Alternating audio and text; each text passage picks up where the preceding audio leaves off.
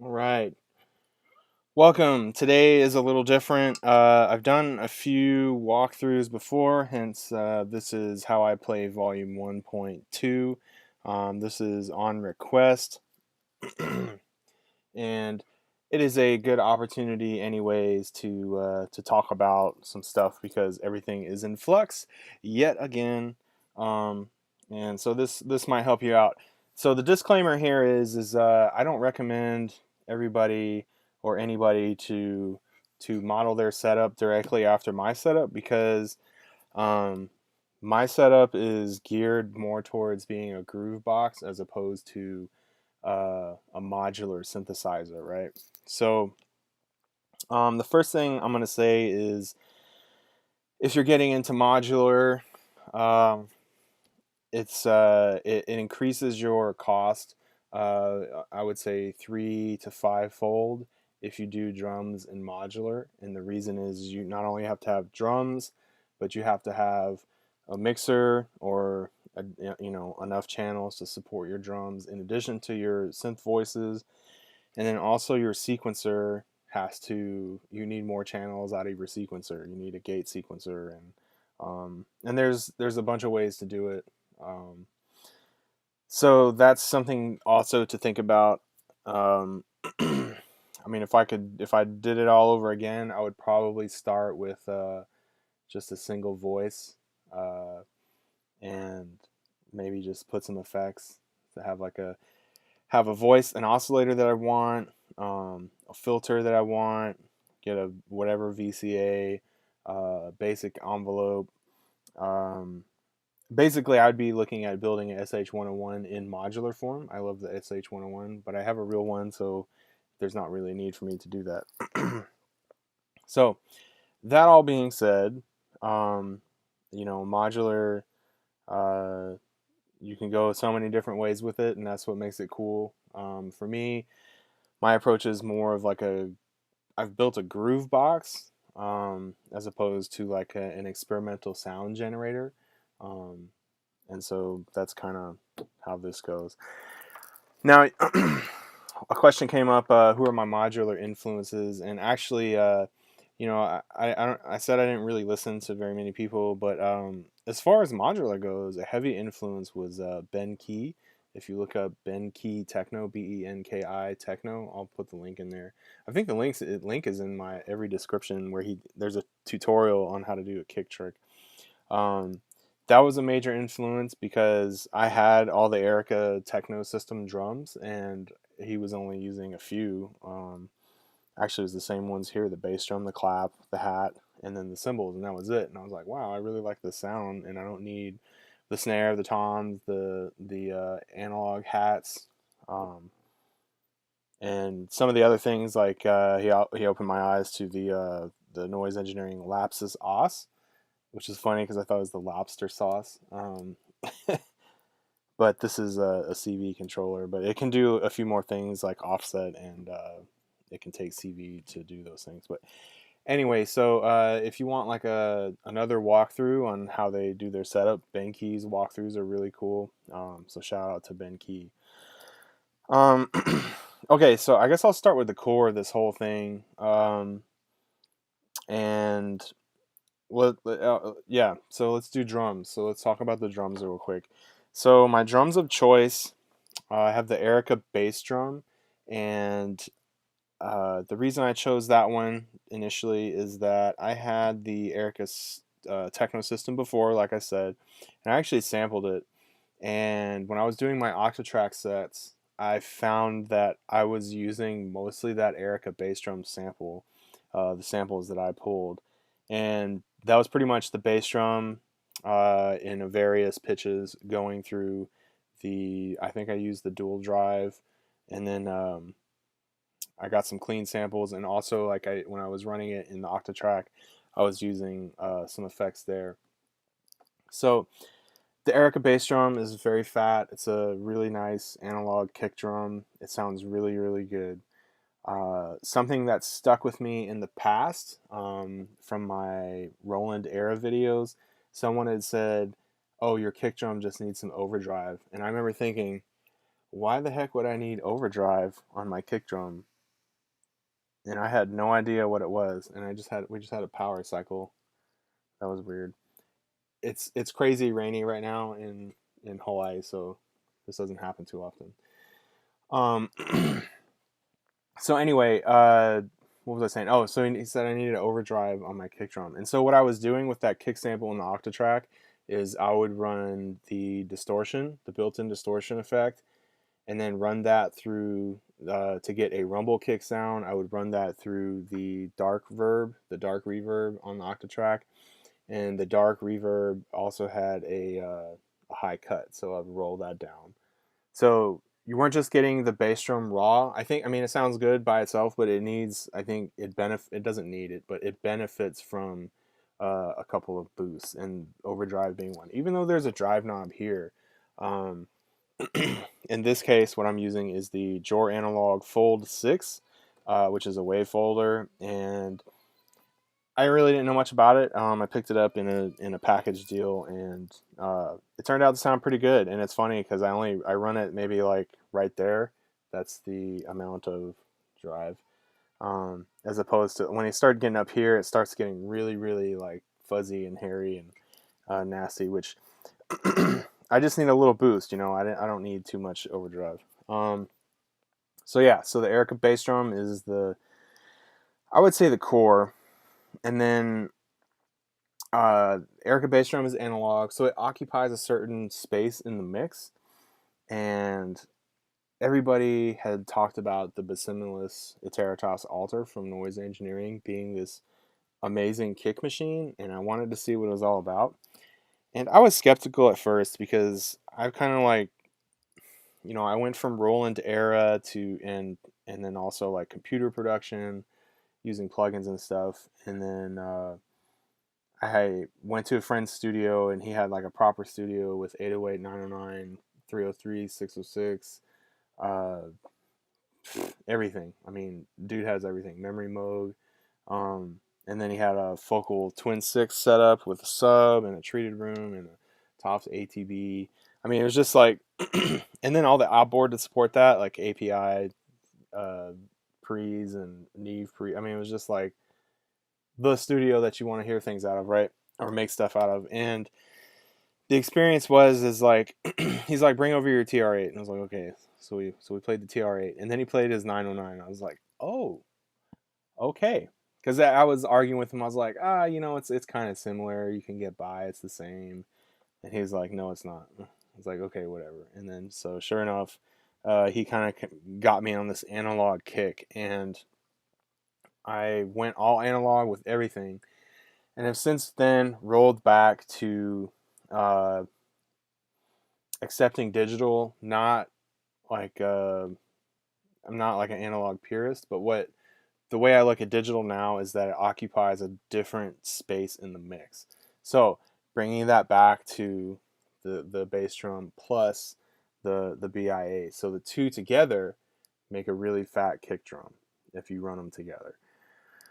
So you got the best of both worlds. You got the best of the analog world, and you got the best of the digital world, making kick drum. Typically, this has a little more pop and bite, and it's very snappy and clean. You can dirty it up a little bit, but it's got a nice snap to it. And then this is like fuzzy and fat and warm, and that occupies like, to me, it's like a little bit further back, but it's like still like fat. So I run these two together.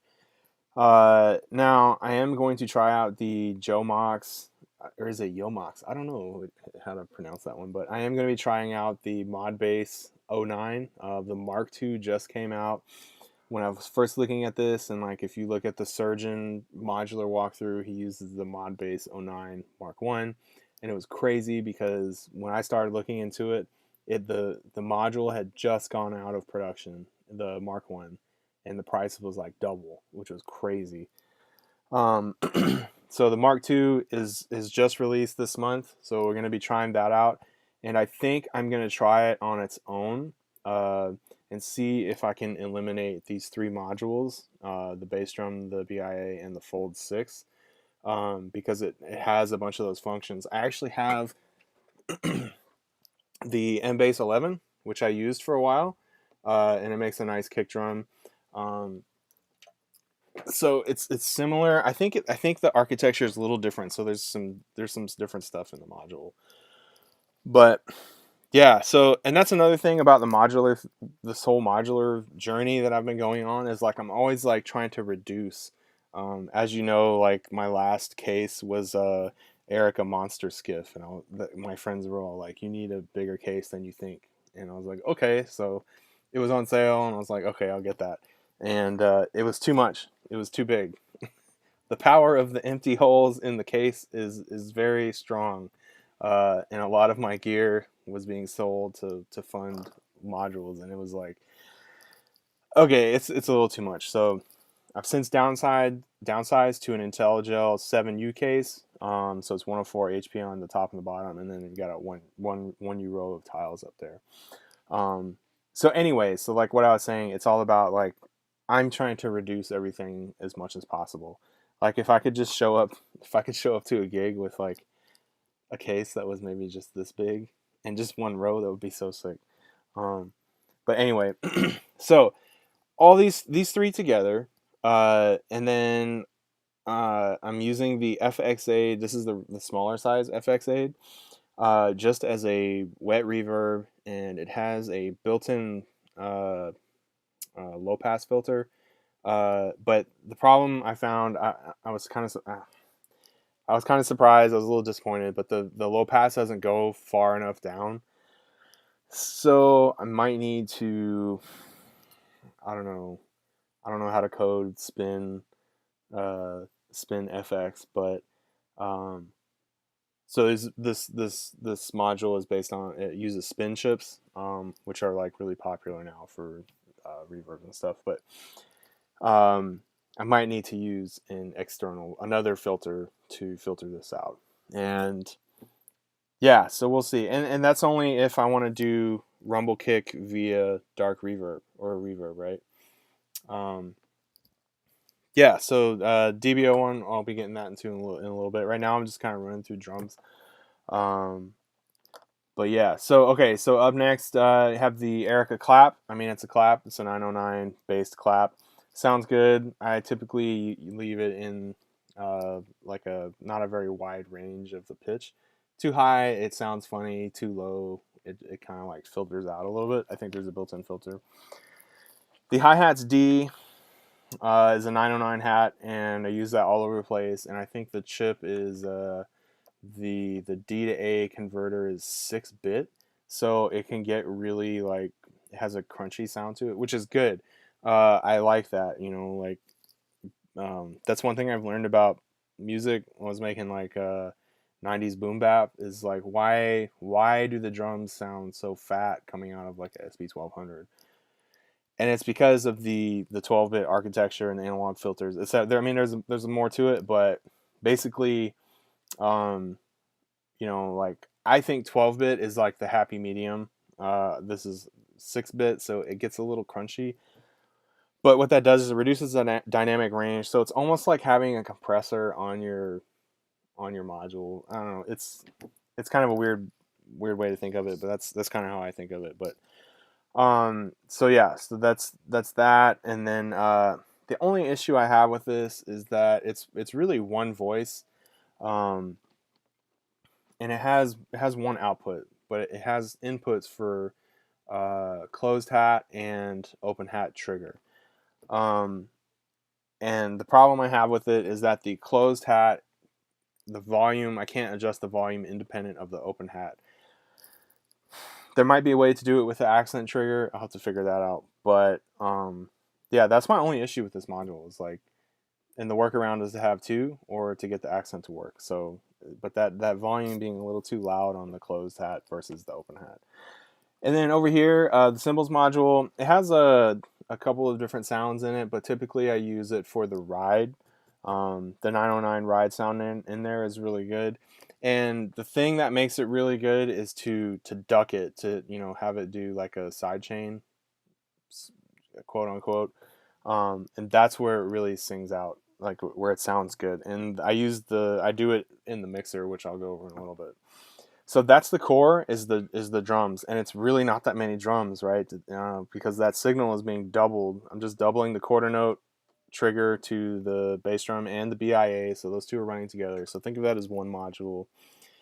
So you got bass drum, you got clap, you got open hat, closed hat, and then crash and ride. So that's what was that? 7 triggers, 2, 4, 5, 6, 6 triggers.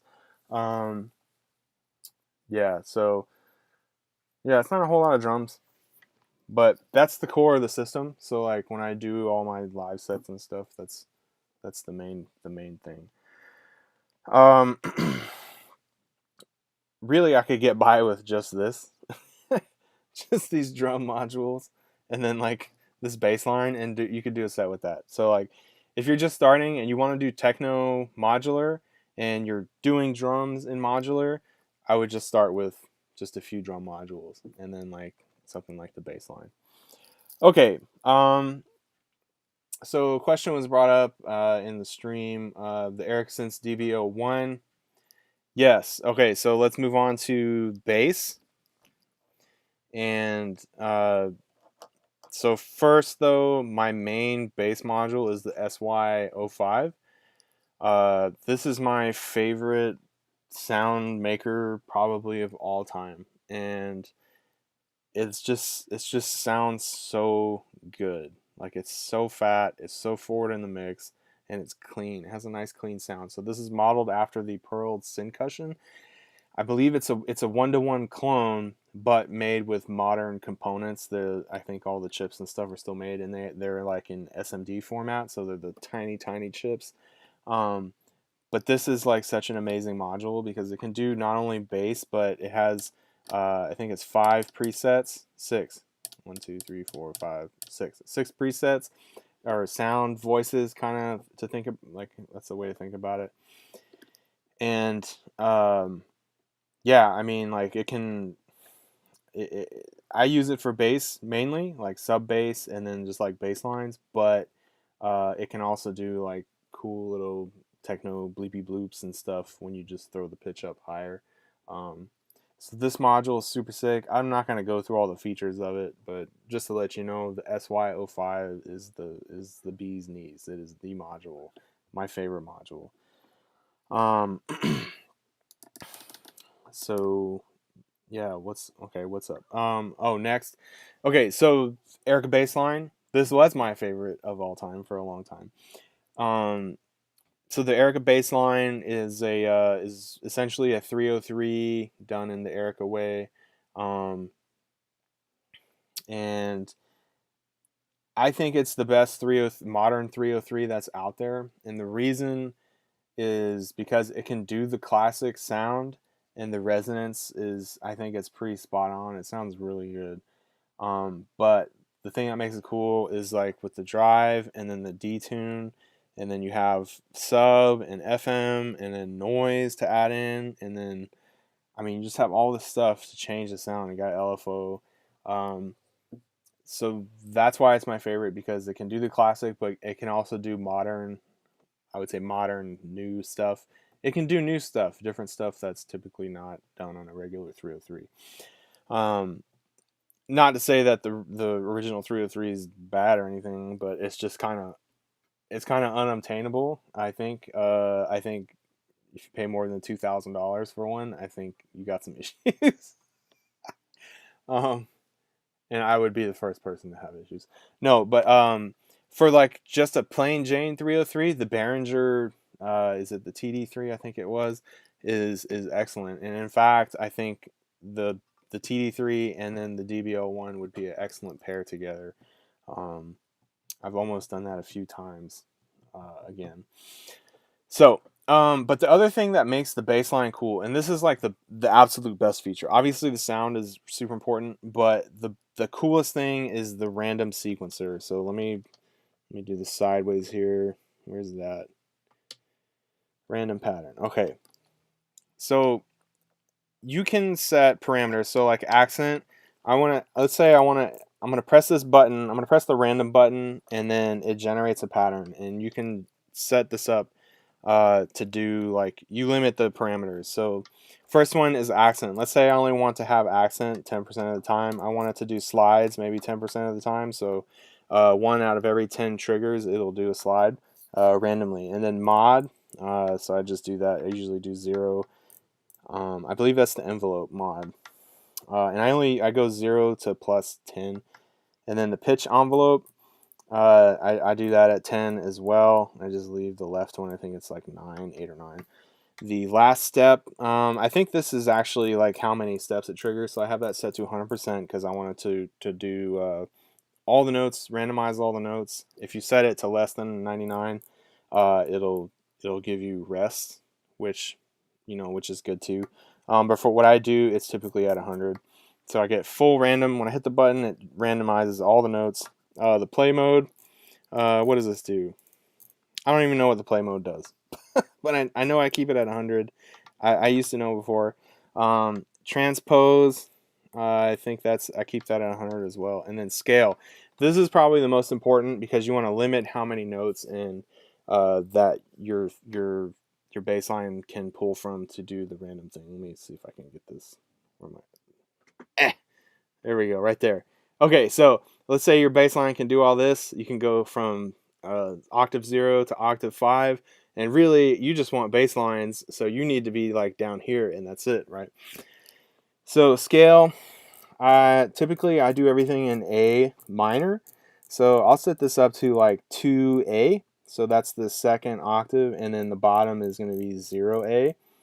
And I might even throw it to 0C, that's fine, because C is also in key, but 0A to sometimes 2A, or sometimes I'll throw it up to 3A. If you go more than that, you're going to get like weird, like, you're going to get fat bass, and it's like do-do-do-do-do, and then you get like this squeak, and then bass, you know what I mean? So that's why I keep it kind of low. And after you generate the pattern, you can go in and edit all these things if you want more or less, right? So, and this is once you do that work, and this is why it's so fun, is because you just hit this button, this random button, and it makes a new pattern. And I'm telling you, as someone who's gone to college for music, I have a 4-year bachelor's degree. I was a percussionist, and like I studied music very, very like heavily, and understand scales, keys, improvisation, jazz, like you name it, classical, like I did all that, right? And I'm telling you right now that hitting that random button, it comes up with cooler bass lines than I could ever think about or think to come up with. It's really amazing. And I got set off on that random thing when I saw the Surgeon modular walkthrough, and this is before I understood modular at all. But like he has this like complicated setup. I say complicated. It was complicated back then. I guess it's still complicated, but it was with the Turing machine. He uses the Turing machine, and it just spits out random patterns, and then you can freeze it and loop just a little pattern of that, right? This is even simpler than that. Like you just set your parameters, and you hit that button, and you're like, okay, yep, that sounds cool, or nope, sounds like trash. Boom, hit it again, and then you got new patterns. And I'm telling you, like that is the most awesome thing ever, as far as bass lines go. I wish I could do it across the whole machine, just be like boom, boom, boom, boom, and just like audition stuff as I go. In the chat, yo, what's up, Steven? What's up, man? And V Price, I hope that answers some of your questions. Yeah, E Phrygian dominant. Yeah, I'm not that great with modes. What is Phrygian? I don't know. That's like the 4th or the 5th mode. But yeah, I'm sure. I think it can actually. You can set the scale. So let's go back. Let's see. In the setup, I'll just do this really quick. Scale. Okay, so there's the scale. And then okay, so you pick your note, and then the left is you can do so major, minor. No idea what that is. It's in the manual, so you have to use the manual. Whole tone scale. That's cool. And then user scale. So yes, to answer your question, yes, you can do whatever you want to do in E Phrygian dominant. All right. So cool. So that's the bass line. So what's interesting, like this is experimental for me too, is yes, and you can set that up: E, F, G sharp, A, B, C, D sharp, E. That looks like a minor scale. Okay, I have to write it down. I could figure it out, but anyway, so SYL5 does like sub bass, really low stuff, and then the bass line also gets down there. So sometimes I'll run them both at the same time, and then sometimes I'll just choose one or the other and flip back and forth between them. And you can do that in the mixer, which I'll get to in a little bit. Up next is I would guess you could say the lead voice. Before, this was a Loquelic Iteritas Percido, which is a massively complex module, and for me, like in this improvisational setting where I need to have stuff happen quickly and I need it to be good. Um, it was a little too much because there was, for me, like the sweet spots, and like you have to have like there's two oscillators and the pitch, you have to get them like interacting. It was too much. It's a versatile module, and like I think if you put in the time to do it in whatever, like it would do the job. But I wanted to be able to just be like, okay, turn a knob here and boom, something cool and different. Um, so I've settled right now, right now for the Manus Iteritas, which is a kind of like in a similar vein. I think it has the voice from the Basimilus, but it's a little different. But this is a saw base, so it's a complex saw oscillator. I don't know the complete everything about it, but I just know that it sounds cool. Um, so yeah, so that's the lead voice, and then really typically that thing gets pretty percussive. So like I like it because it has a built-in envelope, so I can take it down to just like ticks, like and then just open it up and be like wah wah wah, get crazy. It also has a built-in low-pass filter, which is handy, but and I wish every company would do this, like with every filter and every time that it goes into a module. If you do a filter, like it needs to go all the way down to 0. Like it should cut out, but it doesn't quite cut out all the way. It gets pretty low, but it doesn't cut out all the way. And then so to make up for that, I go into a utility filter. This filter in particular is the Hex Devices Tama 12. This is new. I got it because I like the art, honestly. And it's a 12 dB filter with some resonance. I mean, it's pretty straightforward filter. But yet again, and I need to ask Hex Devices about this, if the adjustable pot on the back will adjust the filter cutoff amount. So I want this to go all the way down to nothing, but currently it doesn't. So that's to tame the Manus Iteritas, which is cool because it sounds different. These two low pass filters sound very different. So yeah. Okay, so let's see. We've gone through drums, we've gone through bass and leads, and then so up next, let's talk about the master section real quick. The master section, FX, and then we'll talk about all this nonsense right here. So before, if you look at my old videos, like I've been a super electron analog heat fanboy. I love that thing so much. I still have it. Um, the reason is because like it literally makes everything sound like almost mastered, presentable, and in a live setting, that's like really valuable. So for that, I would use the drive. I started using only the clean, and I would just take it up just up to the point where it started to break up just a tad, and then dial it back, which is really just like 12 o'clock or a little more than 12 o'clock. And so I've since switched to the saturation mode, and I was using that forever, and I really like the saturation mode. And just kind of a tip for everybody, like when it comes to effects and compression, when it comes to like shaping sound, like EQing and all that kind of stuff, uh, typically what I would do is dial something in up to a point to where I can hear it and then roll it back, right? Uh, and if you have a lot of effects and stuff, like you want that cumulative effect. If you do too much, you can really just kind of destroy your sound. And that's just something I've figured out over the years. That goes for plugins and everything. Um, I've just kind of gotten to the point where I'm just doing a lot less and just getting a little bit of character and then rolling with that. So, analog heat. Maybe it would help if I brought this out. Yeah. Just so you can see. So there's the drive. So this would typically be like right here. I would have it on saturation, which is the second mode. Full wet. And then the other thing is the low and high EQ boost. So this would be typically 3 o'clock or more on the lows, and then the highs you could go even a little further than that, almost maxed out. And it just gives you a nice mid scoop, makes everything sound good. And then also it had like a DJ style filter. I would run it on the steepest slope and with a little bit of resonance, and then I would just use this on my master bus so I could tweak that.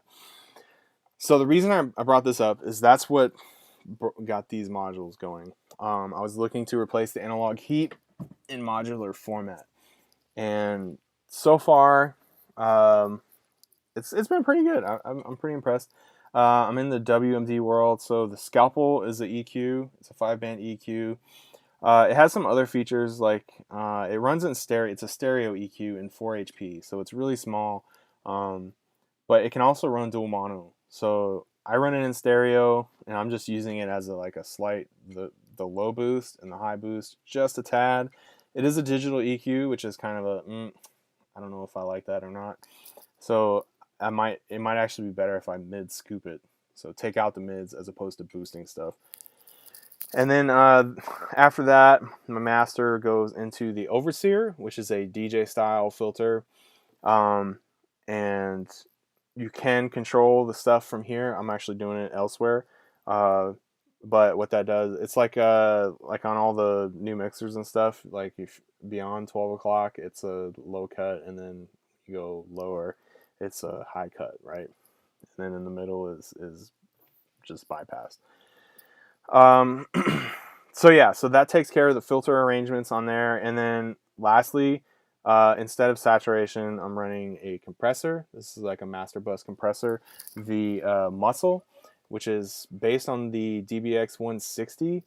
I think I got that right. I think it's DBX 160, which I don't know if you typically use a DBX 160 on the master. Typically, you would use a 160 on like bass and stuff, or like aggressive vocals, but whatever, it works here, right? So this thing, the way I run all my compressors, like when it comes to master bus compression, is I run it on the highest ratio. So I'll run it on like 10 to 1 or higher. If it's an SSL based compressor, I run 10 to 1. I run it on the slowest attack and then the fastest release, right? So it's letting the transients through, and then the release goes up fast, and then it's just all I want to do is just to like catch any peaks, and just kind of like bring the overall volume up. Actually, now that I think about it, I don't know if it catches peaks. I think what it does is just it brings up the level. Anyway, that's how I run it. That's how I've always done it. And that comes from one of the Fred Falk tutorials on Future Music. His walkthrough video, he talked about using his SSL 4K, and those were the settings he used. And the threshold comes down just enough to where the compressor is just like making the light blink, right? And that's it, right? Because if you go overboard with it, it just sounds like trash. So, and that goes for all compressors. So that's kind of what I'm going for here. I don't know if I've gotten that setting dialed in just yet. I think I got it pretty good as far as like the amount of compression it does. Cool. So that's the master section. What am I missing out of there? Saturation. So I'm looking for a saturation module. There's a couple things out there in modular world that I might look into, but for now, I think it's been okay. Like the sound has been pretty good. I've been pretty happy with it. Typically when I'm jamming, it sounds pretty decent, and then the litmus test is when I go to the car, because I know what that's going to sound like. The last jam I did, the bass drum was pitched up too high. It sounded great in here, did not sound that good in the car, but I digress. All right. So for effects, I got two AXXENTs. The mixer has an aux 1 and an aux 2, and I'm running the Chronoblob, which is just a straightforward digital delay. It's tweakable. It's super fun to tweak. And then the FX8 XL, which is the same as this FX8 here. I'm running just as a reverb unit, so I can just send the reverb. So all those claps you hear, like when you hear the clap go and the long trails and stuff, that's the FX8. Which again is based, the architecture is based on the spin chips. I forget the model number of those chips, but yeah, I mean, so that's pretty much it. Like this, you could sub any of this. Like you could be like, okay, well, I want a different delay, and there you go. You use a different delay, or you want a different reverb. I mean, you could use a 2 HP reverb. I'm sure it would sound just fine. Um, but I got the FX8 XL. Actually, Ben Key Techno turned me on to the FX8 XL, and I kind of researched it, and I was like, wow, you can load in like all these reverbs, and it sounds like a Strymon Big Sky. Like that's an option. Okay, I'll take that. I've had a Strymon Big Sky before. Yeah, it sounds great. So, um, yeah. All right, moving on. Okay. Let's talk about the mixer real quick, and then we'll get to all this stuff in the middle. So the mixer I'm using is the WMD Performance Mixer, and currently I have the DB25 output, which allows me to get individual channels pre-fader. So I got, what is it, 1 through 6, 7 through 10. I think it's 10 tracks. So that goes DB25, which is this horrendous, ugly looking cable. It's gigantic. These are actually smaller. These are ribbon cables, but you've seen it before. It's like a printer cable. There was 2 of those sticking out there. It looks terrible. But so that's just so I can go individual tracks, which is cool, which is handy for like post production and stuff. And also I'm running the mutes. This is new, which I'll talk about in a second. But the mixer is a pretty versatile mixer. It doesn't have EQ, which is fine. I think it's actually been pretty okay. Like everything sounds pretty decent without needing any kind of boosts or cuts. So it's been okay. So what is this? 8 channels? 2, 4, 6, 8. Yep. And then you have master control up here. It has AXXENTs, which is important. There's a switch right here. We can flip between AXXENT 1, which in my case is the delay, or I can flip the switch down and send it to reverb. There's knobs here, and then the cool thing about this mixer, like it's so handy. They thought of a lot of stuff. Each channel, these are mono. So 1 through 6 is actually mono. 7 and 8 is stereo. But 1 through 6, you have 2 inputs, and this is so handy. And but they're mono, and you can either run A, which would be the top input, or B, which is the switch, and we flip it to the bottom. That gets you a different channel, or you can run AB, which gives you the sum of both of those in one channel fader. Now that's kind of like unheard of in any mixer, I think, in the regular outside of modular. So it's super handy. It's super cool. And remember earlier I was talking about flipping between the SYL5 and the baseline? Well, that's what I do. That's what I'm doing there. So I could be like, oh, well, I feel like I'm in acid mode. Let's do the baseline, and then flip it to A and be like, okay, let's get to, sub bass or do something else. Let's do B. And then if the baseline is like, let's say it's a couple octaves up, and the pattern's really cool, and it's like, okay, well, I can run the sub bass here and then run the lead off of this, and it's all in one channel, and then I just flip it to AB and just sum the 2 together. Now the trick there, when you use AB, you only have gain control over the overall input, right? So if this is too loud, then you're just you can't do anything about it. You have to run it into another mixer or an attenuator or whatever, and then send it in, and then use the knob to control the gain there. So it's a little tricky, but it's workable, because this actually, the baseline has volume output. You just have to do a couple button combinations to get to it, and then you can turn it down. So that's super cool with that. So previously, before, I'll just run you through how I was doing. I was going bass, clap, hat, cymbals, which would be the ride typically, and then I would do bass line, which would be the SY05 and the bass line, and then the lead sound would be on 246 channel 6, and then I have the returns from the delay and the reverb going into their own channel. So now I have volume control over those two. So those would go into 7 and 8.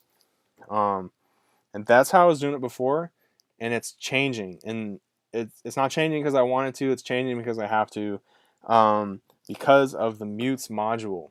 Now what the mutes module adds, not only does it give you mute control, mute buttons over everything, it also gives you CV control over the aux sends on the first 4 channels.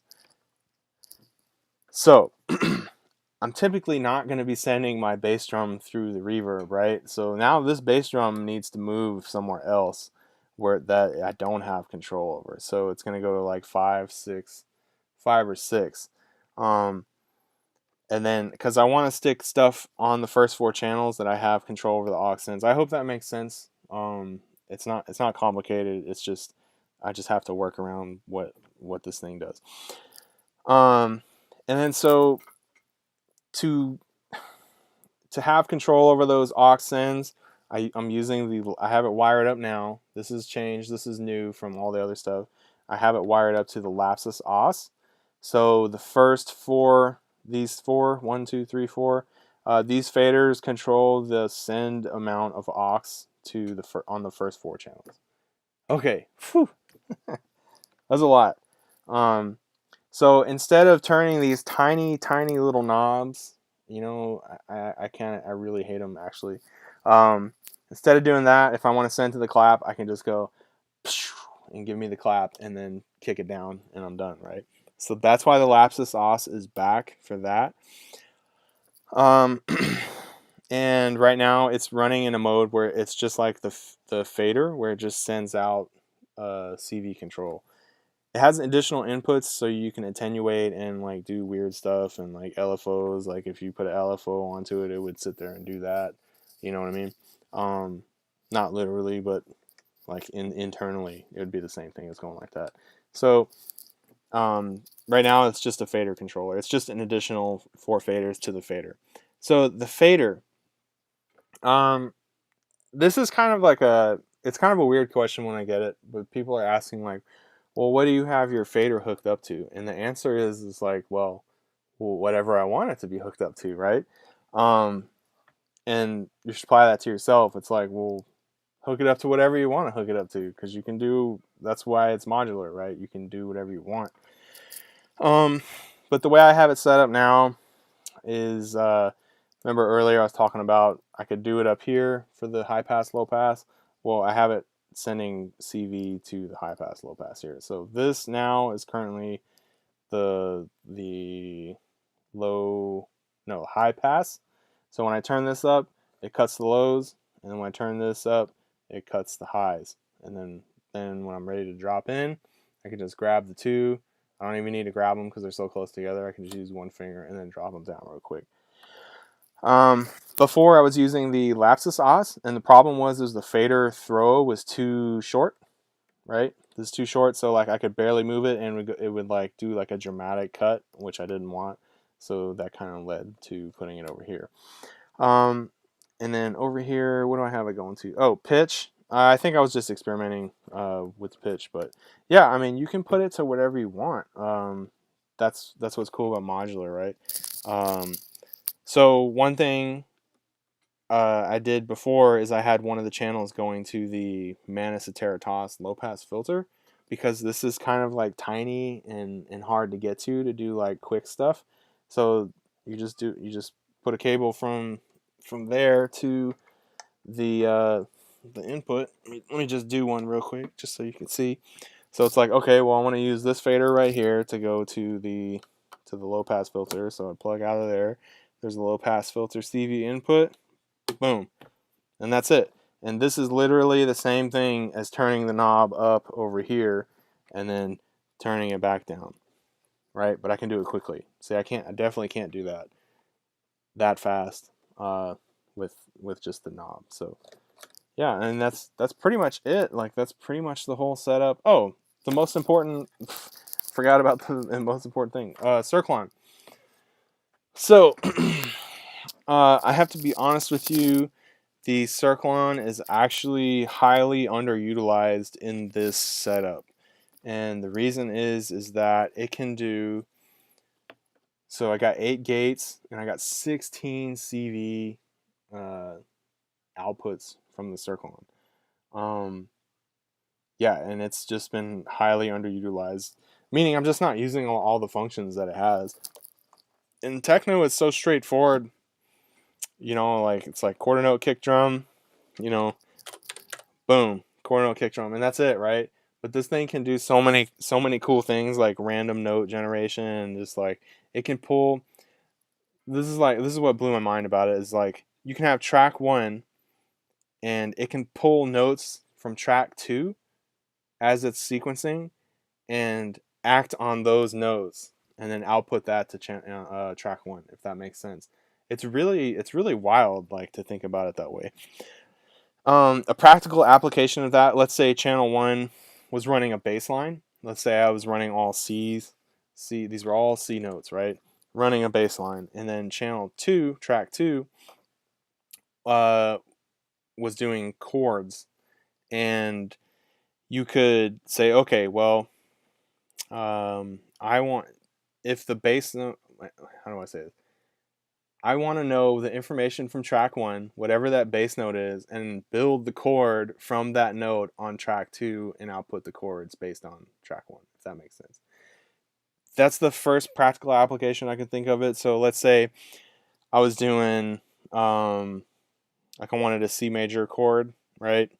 And I was pulling from the bass line. So the bass is playing C. I could say, okay, well, it can do 4 notes, I think, is per track. So it could be E, G, C, and then an E above. I could output that based on the C. And let's say that changed to a G. It could from that track 1 changing to a G, it could make a chord, generate another chord based on that G. It's really complicated. I'm having a hard time explaining it. It makes sense to me. I don't know if that helps any. So one other cool function, it's a little different. Actually, it's the same as the Metron, when I was using the Metron before. The random function on here, it's not the same as the baseline where you hit a button and it generates a whole thing. On the Cirklon, it's like the Metron where you turn on like this mode. It's called Sculpt Mode, and I can turn this knob as the sequence is rolling, and it's like a P-lock. It generates P-lock notes based on where this knob is, right? And so like that's how, if you see me doing this, actually I have to go like this. You have to hold Sculpt and turn the knob. If I'm doing that in a live setting or on the stream, I'm generating like a new bass line or a new melody or something. I think it's a little harder to come up with stuff that way because it spans 5 octaves, so like I'm just kind of like jittering it a little bit and it's going like do do do do do, making like a bass line from that. But yeah, so that's pretty much it. I mean, to be honest, like if I had to, I could probably take the Cirklon out of the picture and then use like a small basic sequencer to sequence drums and then the bass lines and everything. So hopefully that helps everybody. Open it up for questions here. There's a few people in here, but you're welcome to ask questions real quick. If you guys have any questions or you want me to elaborate on anything, I'm happy to do it. Currently, the next project, I'm actually doing a DIY 1U tile of the Cirklon breakout. There's no power in this module, so it's going to be really easy to do. It's literally just a DB25, and it's breaking out into these CV inputs. And so this is probably going to have to be 36 to 38 HP wide, so it's going to be pretty wide. But that alleviates the space that it's taking down here. So I'm going to be DIYing that pretty soon, which is why today I thought it was a good idea to do the walkthrough instead of the stream, because I would have to mount this on something like a piece of cardboard or whatever in order to use it safely. But yeah, whew, that was a lot. Hopefully it helps. Man, 50 minutes explaining this stuff. Oh, I didn't even get to the PAMs, man. Okay, so let's talk about the PAMs real quick. So Pamela's new workout, it's a gate. It can do gate, envelope, LFO. Like it's kind of like a, I don't know what the proper technical term for it, but it's a generator. I don't know if it's a function generator, but it can do gate, envelope, and LFO, like I said. And I use it to run the LFO trick, which is there's a tutorial link in all the streams. Again, to Ben Key and Riemann collection. They did an excellent tutorial on it. But basically, you take an LFO out and then you put that into the pitch CV of the kick on the bass drum module, and then you turn down the pitch CV, and it lowers. It's so cool. Like it lowers the pitch, but it also gives you like that rumble sound.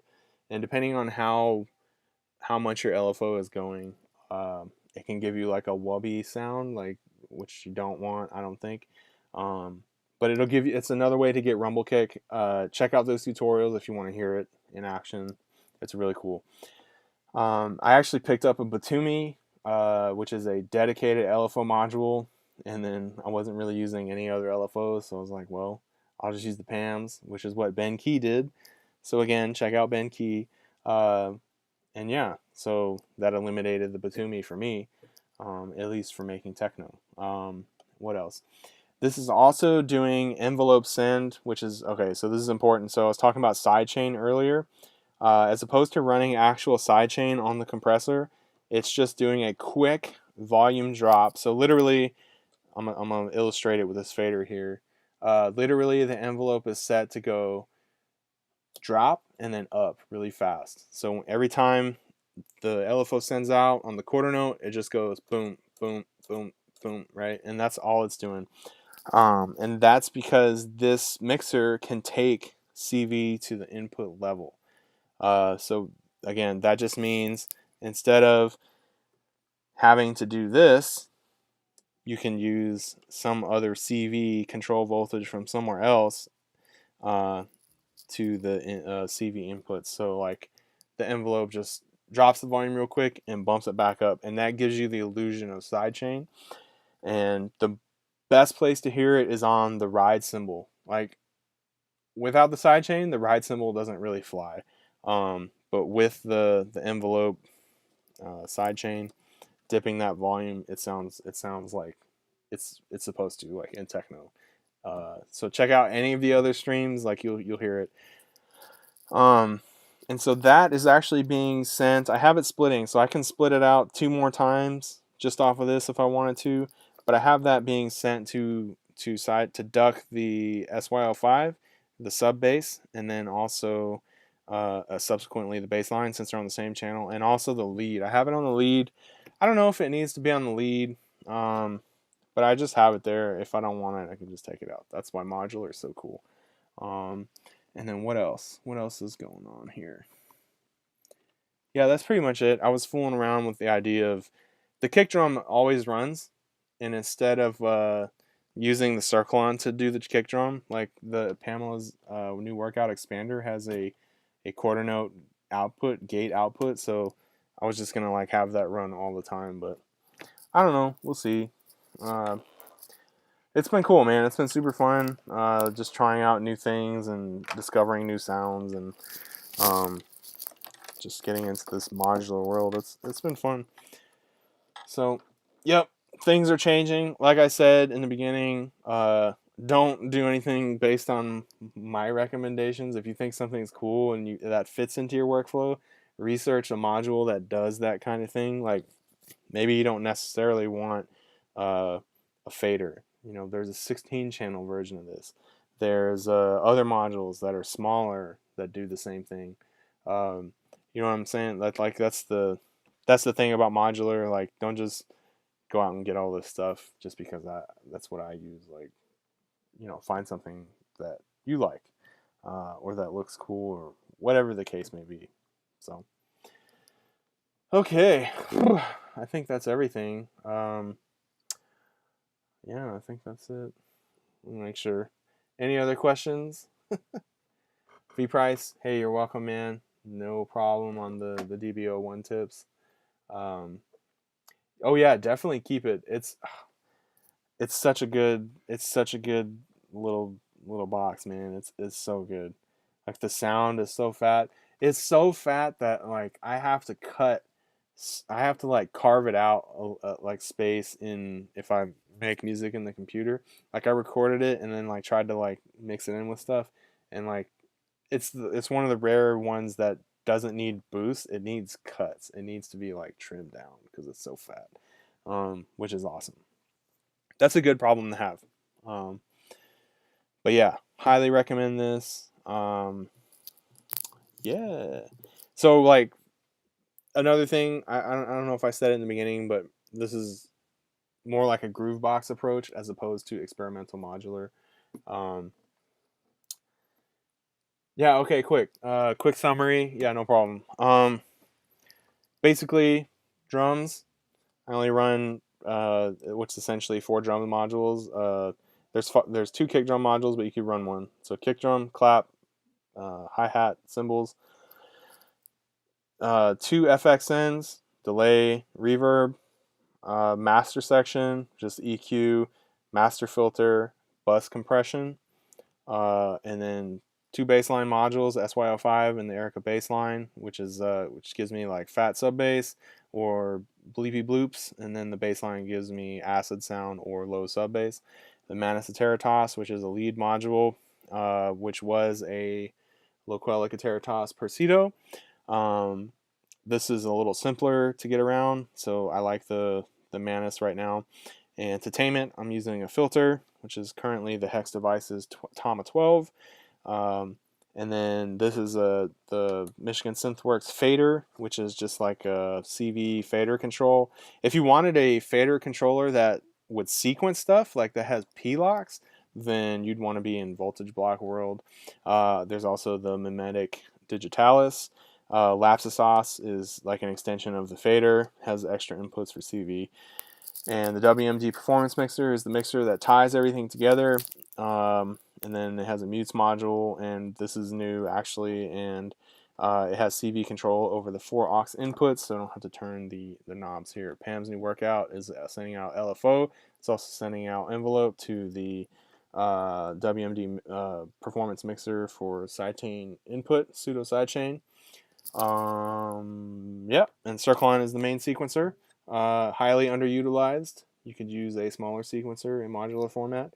In fact, I was looking at something simple like the Steppy up here. Like if I just wanted to show up to a gig with just this thing, I could have like a Steppy and then maybe like the Erica sequencer, the tiny one, the 3 HP one, to run the bass line. So like I said, many options, many different things to choose from. You're welcome. No problem. Okay, all right, so I'm done talking. It's been almost an hour. Thank you so much, guys, for hanging out. Always appreciate the support. If you have any additional questions, please let me know in the comments. See you tomorrow or the next day for a stream.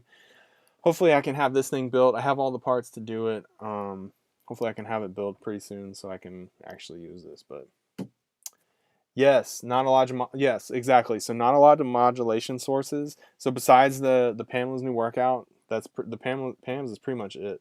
But oh, what's up? What's up, Kevin? Yo, how's it going, man? Not Poco. We went to high school together. That's my homie, man, from back in Alabama. Um, uh, but yeah, it's not a lot of modulation sources. But like what I was saying, like this is more of a groove box approach as opposed to experimental modular synthesizer thingy thing. So yeah, experiment. If you want an experimental modular thing, the Erica Fusion System 2 is excellent. It has a bunch of weird stuff on it, lots of patch points. But anyways, all right. Thank you guys. Thank you guys for hanging out. Not Poco, dude. We have to catch up, man. It's been a long time. I've been seeing you posting beats on Facebook too, so getting into it. But yeah, let's catch up another time. Everybody, thank you again.